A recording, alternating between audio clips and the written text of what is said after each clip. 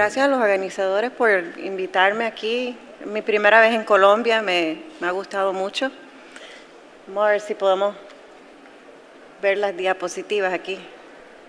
Ajá, bien. Ok, pues yo voy a hablar sobre la terapia molecular, cómo estamos tratando a los pacientes en el MD Anderson. Estos son mis conflictos. Pues la terapia, el tratamiento de cáncer de tiroides en general ha cambiado muchísimo en los últimos, yo diría, como 10 a 15 años. Ya lo que antes se conocía de cómo se trataba esta enfermedad es totalmente diferente. Pues este es el algoritmo antes del 2013, ¿verdad? 2013 fue cuando se aprobó sorafenib para el cáncer de tiroides diferenciado. Pues suprimíamos el TSH, decidíamos si el paciente se podía operar, el paciente entonces se le daba radioyodo y algunas veces, aunque el radioyodo no le estaba funcionando, se le seguía dando más radioyodo, pues porque no había mucho más, ¿verdad? Entonces, pues ya sabemos que estos pacientes que no captan radioyodo no se benefician de tratamientos seguidos con radioyodo. Pues este es como es el algoritmo ahora en el MD Anderson, o sea que ha cambiado bastante. Al final de esta charla van a entender el algoritmo. No les voy a explicar ahora mismo, pero van a entenderlo al final. Voy a empezar con un casito de cáncer de tiroides papilar con un paciente que tiene una mutación en BRAF en el tumor. Es un hombre diabético, obeso, de 53 años. Lo diagnosticaron en el 2009. Lo trataron con cirugía, tuvo 3 cirugías, varias dosis de radioyodo antes de llegar a mi clínica. También le habían dado radiación externa en el cuello y todos los rastreos post-tratamiento estaban negativos en este paciente, pero se sabía que tenía metástasis a pulmón. Yo le empecé sorafenib en el 2013 porque tenía progresión en los pulmones, pero terminó yendo a sala de emergencia como 3 o 4 veces con dolor de pecho. Aún bajándole la dosis de sorafenib no podía tolerarla. Así que en 2014 le cambié el tratamiento a dabrafenib, que es un inhibidor selectivo de BRAF. Y el paciente tuvo una respuesta parcial que se puede ver aquí, muy bonita. En el lado izquierdo es pretratamiento y el lado derecho post-tratamiento. Pero el problema es que entonces el paciente requiere varias reducciones en la dosis por reacción mano y pie. Y un día me dice que quiere parar el tratamiento. Yo le dije, vamos a hacerle un rastreo diagnóstico antes de tomar esa decisión, porque ya en ese momento se sabía un poco sobre rediferenciación, que voy a hablar después sobre este tratamiento. Así se veía el rastreo diagnóstico, ese no es post-tratamiento, ese es pretratamiento. Entonces ven que está captando radioyodo en los pulmones y en el cuello. Y este es el post-tratamiento con SPECT, con tomografía. Y vemos que no solamente estaba captando en los pulmones, pero también vemos una lesión que no se sabía que tenía en la pierna derecha, en el fémur. Yo le descontinué el dabrafenib después del tratamiento con radioyodo y hasta el día de hoy no ha requerido más tratamiento. Lleva 1 año y medio sin ningún tratamiento sistémico. Pues mis pacientes siempre están un poco confundidos por qué no tratarlos, ¿verdad? Si tenemos tratamientos, ¿por qué no dárselos? Y en realidad tenemos que tener cuidado seleccionando los pacientes. Pues siempre suprimir TSH, darles radioyodo si captan, los observamos. Les podemos dar tratamientos localizados, así pues no tienen la toxicidad de tratamiento sistémico y esto algunas veces ayuda a que el paciente no tenga que tratarse con sistémicos por varios años. Se puede hacer cirugía, por ejemplo, sacar una metástasis que está causando problemas, darles radiación externa, crioablación, embolización. Y si tienen metástasis a huesos, le podemos dar drogas que remodelan hueso. Ustedes conocen el zoledronic acid, denosumab. Y si eso no funciona, entonces nos preguntamos si el paciente tiene progresión y si tiene una enfermedad clínicamente significativa. ¿Qué significa eso? Pues no se sabe, pero en mi clínica lo que significa es que el paciente tiene que tener un tumor de por lo menos 1.5 centímetros, porque vemos que esos pacientes que tienen tumores más pequeños en realidad no se benefician tanto como los que tienen tumores un poquito más grandes. Los pacientes que están sintomáticos o puede el tumor causarle algún daño a la función de un órgano, se les puede empezar el tratamiento. Entonces, la razón que nosotros no tratamos a todos los pacientes es porque estas drogas, primero que nada, se tienen que usar por vida. Segundo, no curan al paciente y tienen sus toxicidades.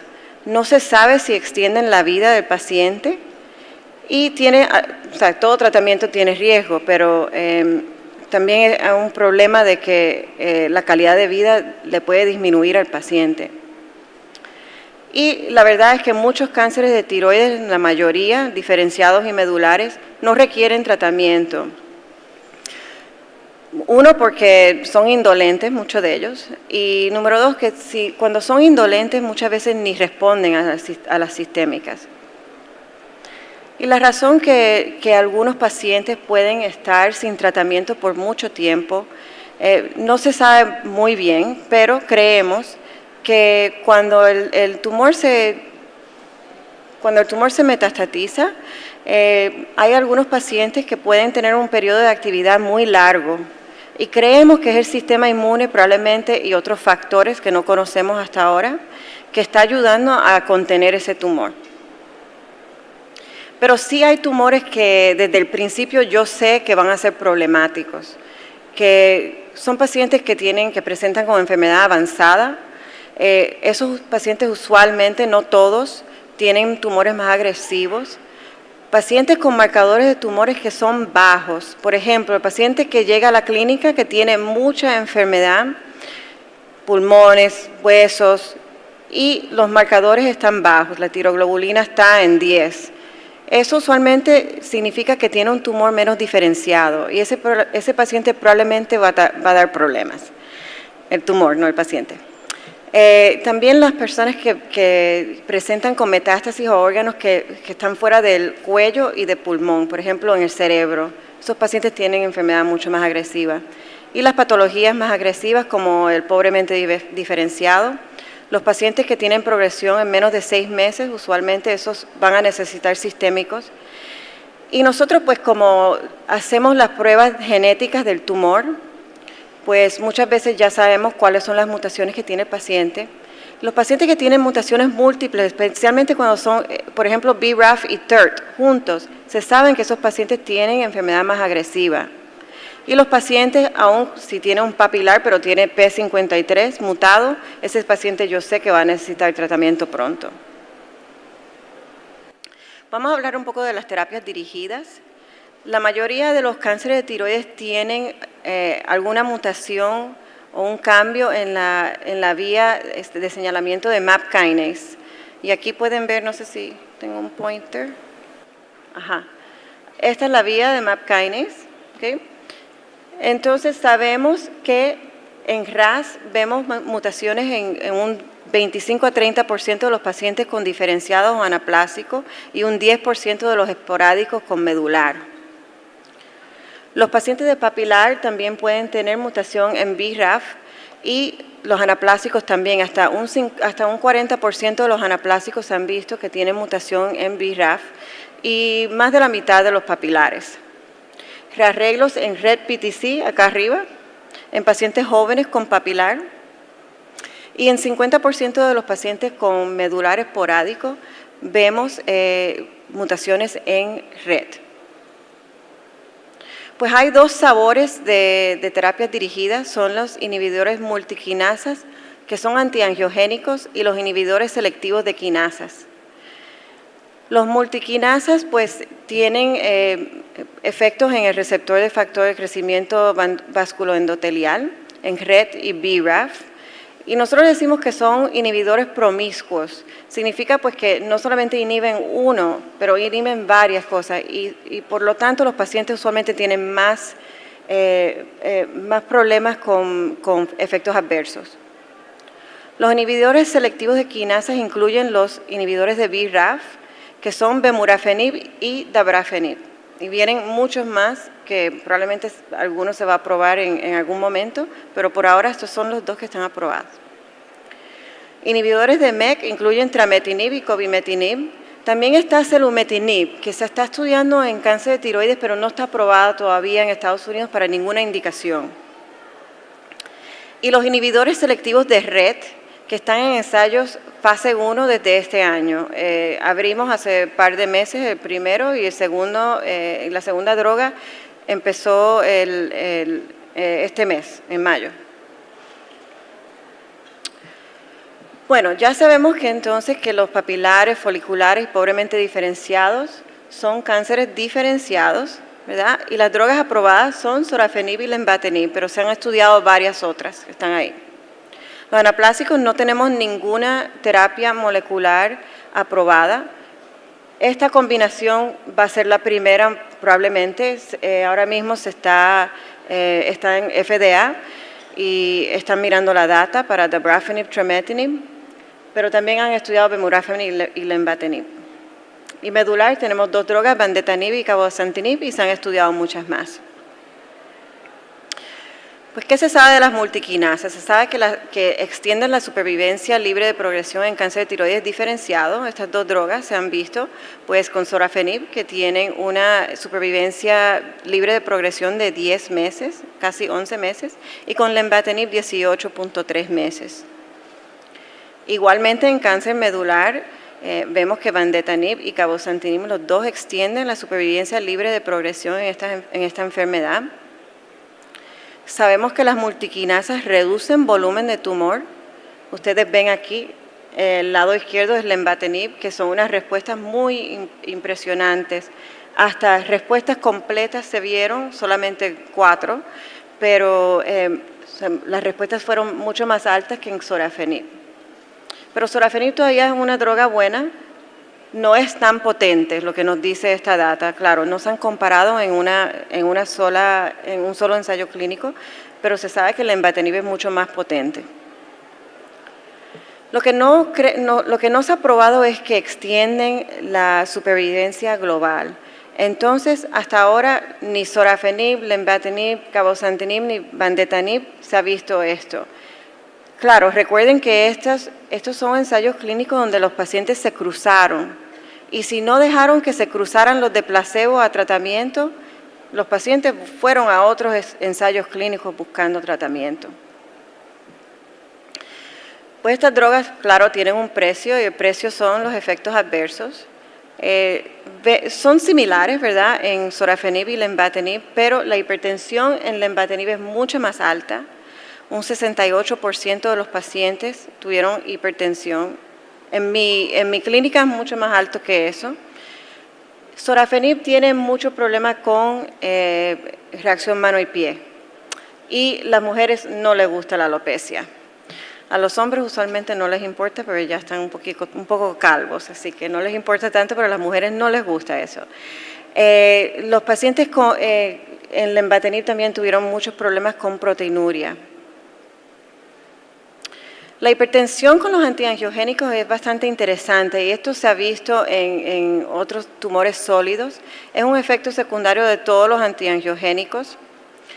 La hipertensión comienza bastante rápido. O sea, yo empiezo a decirle a los pacientes que empiecen a tomarse las presiones enseguida que empiecen la droga y que nos manden los resultados. Pero lo interesante es que hay una correlación entre la incidencia de hipertensión y la supervivencia global. Y aquí ven unos datos del lenvatinib del ensayo fase 3. Estos son los pacientes que desarrollaron hipertensión y ya ven que no llegó a la media todavía. Los pacientes que no desarrollaron hipertensión tenían una supervivencia global de 22 meses. Hay contraindicaciones relativas a los antiangiogénicos en general. Esto, claro, hay algunos que son específicos para vandetanib, pero yo digo en general de los antiangiogénicos. El problema con estas drogas pues, es la hipertensión y si no los tratas pueden desarrollar disfunción cardíaca. Así que esos pacientes que ya tienen disfunción o un infarto reciente, usualmente pues o sea, no nos gusta ponerlos en estas drogas. Presión alta que no podemos controlar antes de ir en el tratamiento. Historial de colitis o alguna cirugía que se la ha hecho, diverticulitis, porque se pueden perforar los pacientes y se pueden desangrar. Heridas grandes que no han sanado también son un problema porque los antiangiogénicos no ayudan a que cierren las heridas. Entonces, esos pacientes si tienen alguna úlcera o algo, no les va a cerrar si están en antiangiogénicos. Tumor invadiendo la tráquea o esófago. El problema es que puede causar una fístula entre la tráquea y el esófago, eso también es problemático. Y los pacientes que tienen hemóptisis o que están en anticoagulantes, porque estas drogas causan que los pacientes sean pues, más dispuestos a sangrar. Quiero hablar más bien hoy sobre las terapias que no son antiangiogénicas, cómo las estamos usando en la clínica. Específicamente los inhibidores selectivos de BRAF, las terapias para rediferenciación y las inmunoterapias. Como ya les dije, bueno, no aparece aquí el número, pero se supone que diga 63% de los pacientes con papilar tienen BRAF, 13% RAS, y entonces hay unas mutaciones y rearreglos genéticos que son más raros, NTRK, PAX8, pipargama, ALK, que son importantes porque tenemos terapias dirigidas para estas drogas. Este fue la primera publicación, el primer ensayo clínico con cáncer de tiroides con un inhibidor selectivo de BRAF, que fue con vemurafenib. Nosotros matriculamos pacientes que tenían que tener BRAF y papilar, tenían que ser refractarios a radioyodo y progresión dentro de 14 meses. Y los dividimos entre dos cohortes, entre los que habían sido tratados previamente con antiangiogénicos y los que no. Los tratamos con la dosis máxima de vemurafenib y el objetivo principal era para ver cuál era la respuesta en estos pacientes. Estos son los pacientes que no habían sido previamente tratados y ven que las respuestas parciales estaban bastante altas, casi 40%. La mediana de supervivencia libre de progresión es 18 meses, también muy buena. Y la global no había alcanzado la mediana. Los pacientes que habían sido previamente tratados pues tenían unas respuestas más bajas, 27%.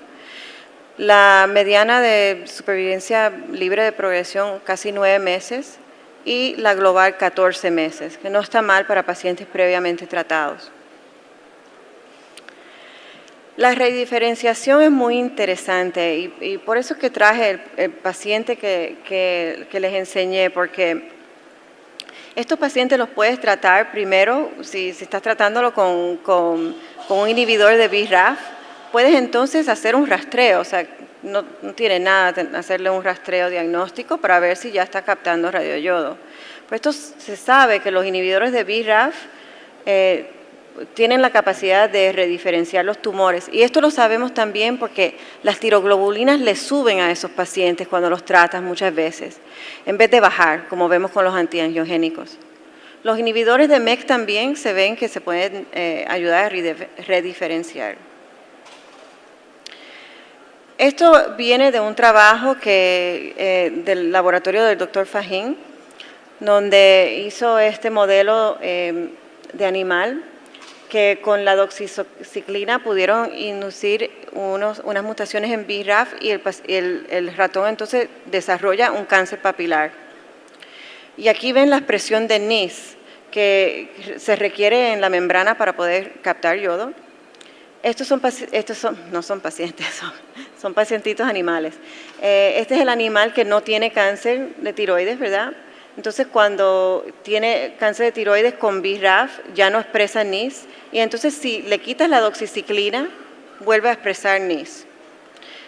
Entonces, él los trató con anti-BRAF o anti-MEK y vemos que estas proteínas que son necesarias para captar radioyodo suben la expresión de las proteínas. Entonces, los trató con radioyodo. Este es el animal que se trató con inhibidor de BRAF y este con inhibidor de MEK. Y ya ven que antes no estaba captando y entonces empieza a captar. Esto entonces se hizo un ensayo clínico pequeño con selumetinib, que es un inhibidor de MEK. Se hizo en 20 pacientes. Esto se publicó en el 2013 en el New England. Y lo que vieron fue que de los 20 pacientes, 12 de ellos aumentaron la captación de radioyodo. 4 de los 9 eran pacientes que tenían mutación en BRAF y 5 de 5 tenían NRAS. 8 de los 12 pacientes que aumentaron la captación llegaron al umbral de dosimetría y entonces los trataron con radioyodo, y estas son las respuestas que se vieron. Lo que vemos que 5 de 8 respuestas parciales, excelente.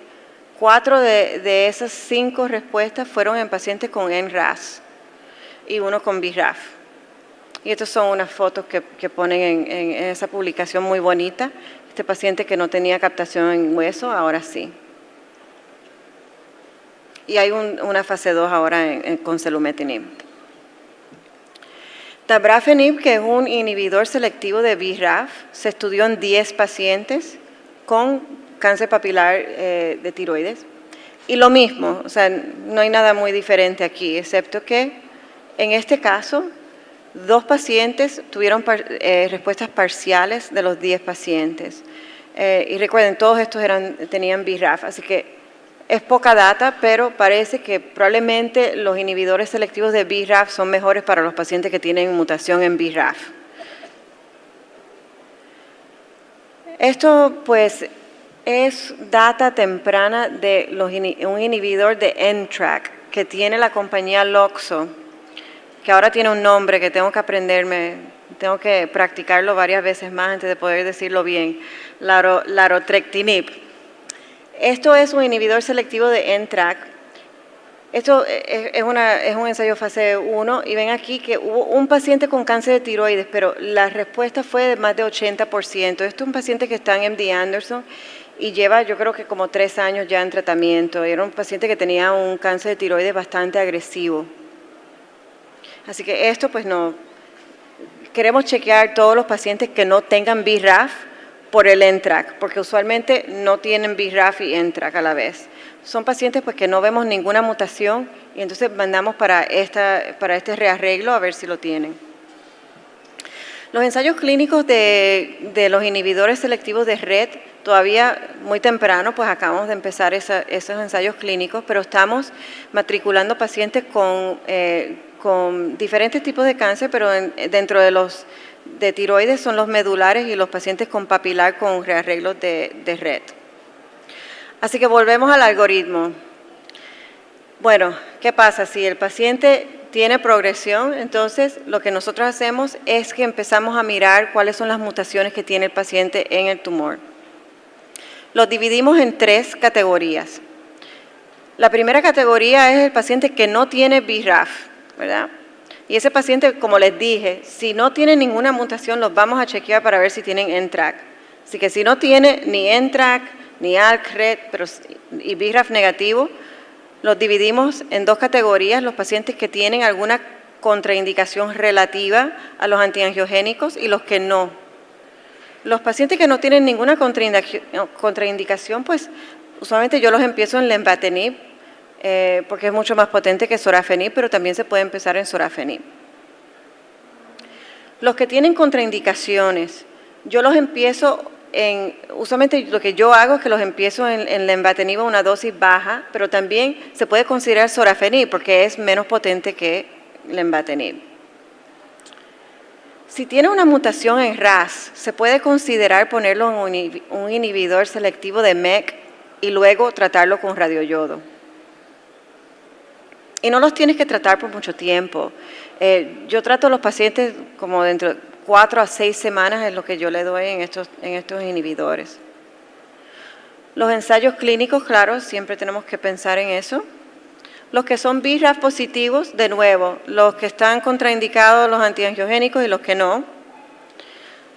Si está contraindicado, yo los pongo en inhibidores selectivos de BRAF y entonces puedes pensar en hacerle un rastreo diagnóstico para ver si capta radioyodo. Claro, hay pacientes, ¿verdad?, que ya llegaron a un límite una dosis muy alta de radioyodo, pues que no hacemos esto, pero los pacientes que ya todavía le puedes dar quizás una dosis más, lo puedes considerar para este tratamiento. Si no tiene contraindicación, yo los pongo en lenvatinib, claro, los puedes poner en sorafenib. Y los pacientes que tienen estas fusiones, yo los pongo en los ensayos clínicos. Pero claro, ya hemos llegado al momento donde ya los pacientes están progresando con estos tratamientos y ahora esos son los pacientes en los que estamos enfocándonos en este momento. Quiero hablar un poquito sobre ese tipo de paciente. Esta es la fase 3 del lenvatinib, que muestra la supervivencia libre de progresión en pacientes que se habían tratado previamente con antiangiogénicos, que son los de aquí abajo, versus los que no se habían tratado anteriormente. Y lo que vemos aquí es que la mayor parte de los pacientes se habían tratado con sorafenib. O sea que este tratamiento probablemente después de que el paciente ya no esté respondiendo a sorafenib, esto es un tratamiento muy bueno para ese tipo de pacientes, ponerlo en lenvatinib. Nosotros estamos publicando este estudio, es un ensayo fase 2 de cabozantinib en pacientes que habían progresado y estaban ya en segunda o tercera línea de tratamiento. Y lo que vemos aquí son unas respuestas muy buenas con cabozantinib. La mayor parte de los pacientes estaban en sorafenib anteriormente. Entonces, esto no es una terapia dirigida al tumor, pero es una terapia dirigida al sistema inmune. Y pues la próxima charla que tengo a las 5 creo que es, voy a hablar sobre estos tratamientos si les interesa escuchar un poco más sobre la inmunoterapia. Este es el estudio que se hizo con pembrolizumab, que es una inmunoterapia muy buena. Se hizo en los pacientes con papilar. Estos pacientes supuestamente tenían progresión. Esto es de un abstract, así que no se sabe detalles todavía. Pero pues no había muchas respuestas. 2 respuestas, un 9%. Y pues eso es problemático. Pensábamos que iba a ser más alta. Yo tengo algunas ideas por qué no funcionó muy bien. Pero lo que se va a hacer con esta droga es añadírsela o usarla simultáneamente con lenvatinib. Porque el lenvatinib, pues vimos 4 respuestas completas y creemos que a lo mejor podemos subir ese número de respuestas completas añadiéndole la inmunoterapia. Tenemos 2 cohortes, uno de no tratado previamente, que van a estar en lenvatinib a una dosis reducida con pembrolizumab, y los que anteriormente, los que están en lenvatinib pero tienen progresión, se van a quedar en la dosis donde están y se le añade pembrolizumab. Bueno, quiero hablar ahora sobre los pacientes con anaplásico de tiroides. Este es mi interés en el momento en términos de investigación clínica. Estos pacientes tienen varias mutaciones a la vez, pero la más común es la P53, que pues no tenemos ningún tratamiento contra eso. Los third promoter, que tampoco tenemos tratamiento. 28% tienen RAS y hasta un 40% BRAF. Quiero también mencionar que estos rearreglos en ALK y NTRK también se ven en anaplásicos. Son muy raros, pero deberíamos chequearlos porque tenemos tratamientos para esos pacientes. Esto es un estudio que se hizo en Japón, dentro de un estudio fase 2 más grande que tenían cohortes de anaplásico diferenciado medular. Estos son lo que se publicó recientemente para los pacientes con anaplásico. Lo que vemos son unas respuestas muy buenas, 23% respuestas parciales, pero las estables son impresionantes también porque estos pacientes pues tienen unos cánceres muy agresivos. Lo más impresionante fue la supervivencia global mediana, que fue 10.6 meses, que era como que increíble. Esto lo estamos estudiando ahora en un ensayo fase 2 para corroborar esos datos. Bueno, pero yo creo que en realidad el tendón de Aquiles del cáncer anaplásico de tiroides va a ser los inhibidores selectivos de BRAF. Les voy a enseñar. Probablemente no solamente con una droga, pero combinándolas. Esta fue la primera indicación de que había una señal aquí importante, que fue un ensayo clínico pequeño con 7 pacientes con anaplásico. 29% de respuestas, pues fueron 2 pacientes que respondieron, pero los 2 pacientes que respondieron por mucho tiempo. Creemos que la combinación con el inhibidor de MEK va a ser mejor, y estos son 6 pacientes que tratamos, esto lo publicamos como abstracto el año pasado. Estos pacientes eran pacientes que no podían ir en el ensayo clínico, porque tenemos un ensayo clínico para estos pacientes, pero estos pacientes tenían fallo cardíaco, no podían tragar, o uno tenía fallo renal y pues no podía entrar al ensayo clínico. Es que ya ven que aún con pacientes que no son los más saludables, ¿verdad? Vemos 3 respuestas parciales y 2 estables que casi llegan a parcial. El otro importante es la supervivencia global de 9.3 meses.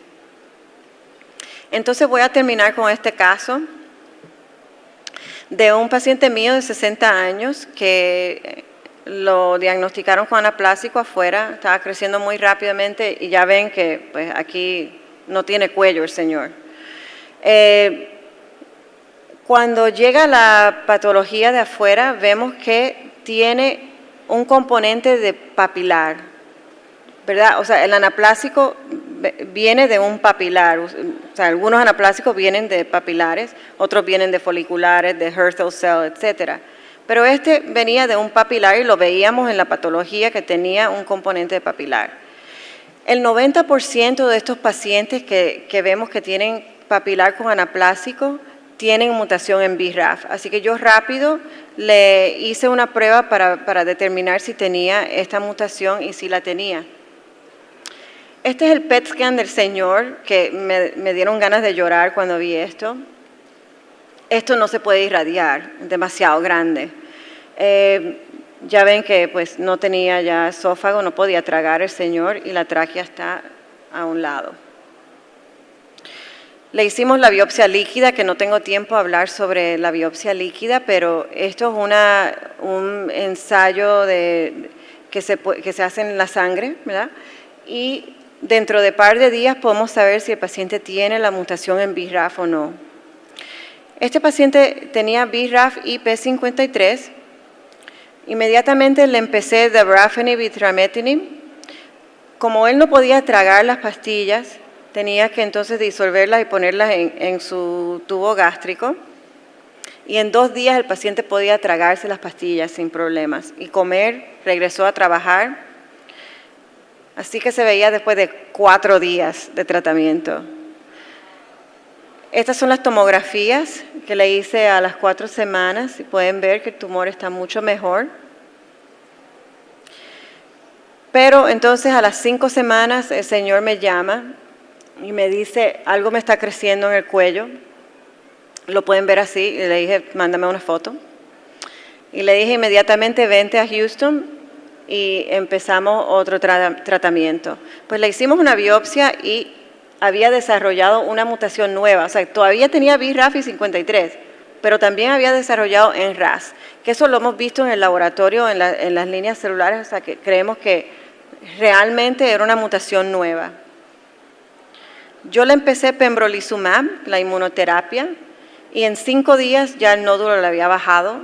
Él todavía siente el nódulo, y yo lo siento también, pero es mucho más pequeño y no le ha crecido. Este señor yo lo vi esta semana y este es el PET scan ahora. A este señor lo vamos a operar el martes, así que recen por él, por favor. Porque creemos que podemos quizás curar al paciente sacándole el tumor y después dándole radiación externa.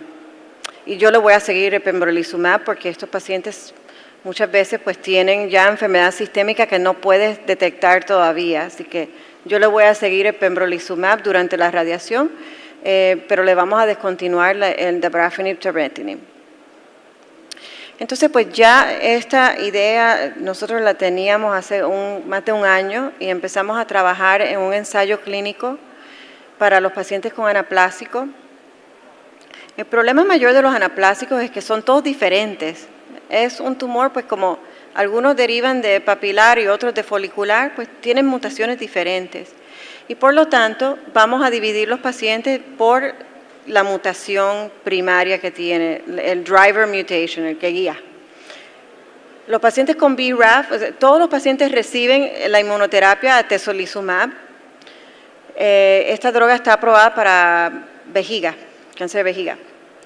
Los pacientes con BRAF van a tener el BRAF-MEK inhibitor, los de RAS, cobimetinib, el MEK inhibitor, y los que no tienen ninguno de los dos vamos a usar bevacizumab, que es intravenoso, es antiangiogénico.